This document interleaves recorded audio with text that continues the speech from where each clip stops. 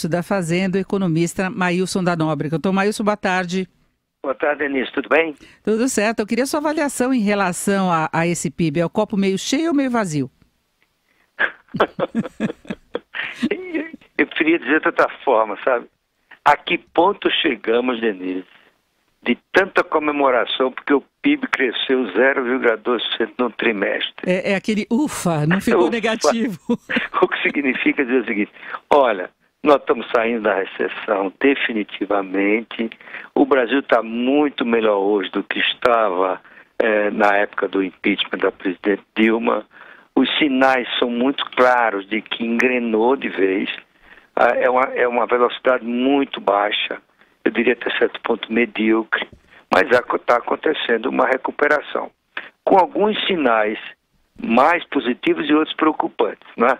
O positivo é que o PIB foi puxado pelo consumo, parte disso foi ajudado pela liberação do FGTS, mas parte decorre da própria mudança para melhor.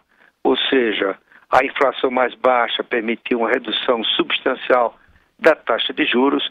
Isso abriu espaço para a expansão do crédito à pessoa física, deixou de corroer mais intensamente a renda dos trabalhadores, e ontem os sinais também positivos de que o emprego definitivamente começou a se recuperar.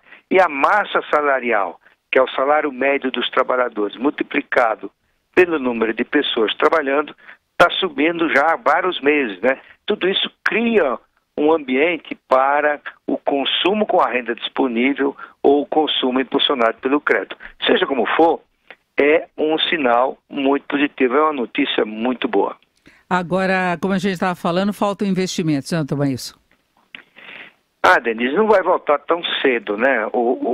Na verdade, o investimento, a empresa começa a investir depois de uma recessão como essa, grave, a mais grave da história do país, quando a sua capacidade ociosa é preenchida.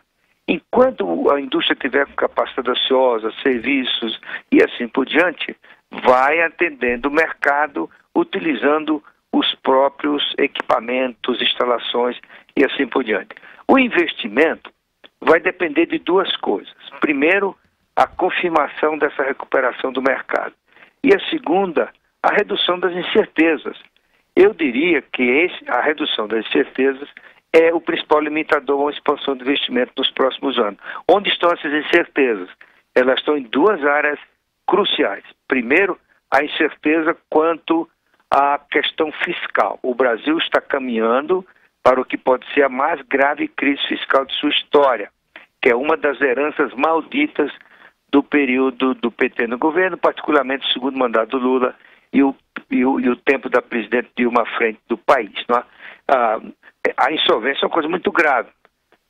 Todo mundo está achando que vamos eleger alguém responsável em 2018, que essa pessoa promove as reformas e a gente não caminha mais para essa situação dramática. A segunda é a própria eleição presidencial, ou seja, muita gente vai esperar uma melhor definição do quadro eleitoral para ingressar em novos empreendimentos, a não ser em casos de reposição de máquinas, de atualização de tecnologia, ou mesmo naqueles limitados casos em que o mercado da empresa é mais ou menos seguro, né? O caso da China, que você estava falando há pouco, é diferente.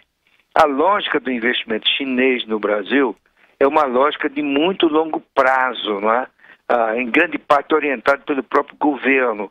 Esse investimento que eles estão fazendo em transmissão de energia elétrica, geração de energia elétrica, distribuição de energia elétrica na agricultura e assim por diante, isso tem uma lógica de estratégia da China no longo prazo. Primeiro, assegurar uma oferta adequada de alimentos para importar do Brasil. E, em segundo lugar, participar do que pode ser uma economia em expansão mais lá na frente.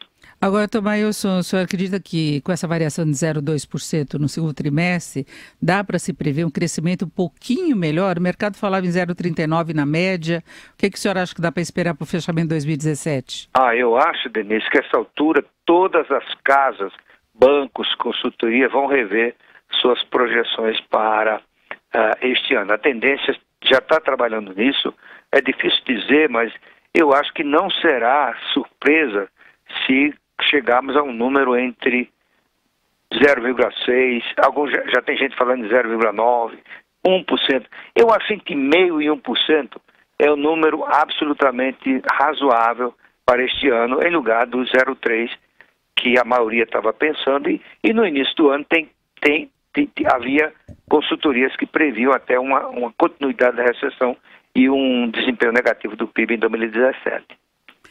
Nós conversamos com o Maílson da Nóbrega, ex-ministro da Fazenda. Doutor Maílson, muito obrigada pela sua participação aqui no Jornal Jovem Pan. Uma boa tarde. Boa tarde, é sempre um prazer, Denise. Tchau.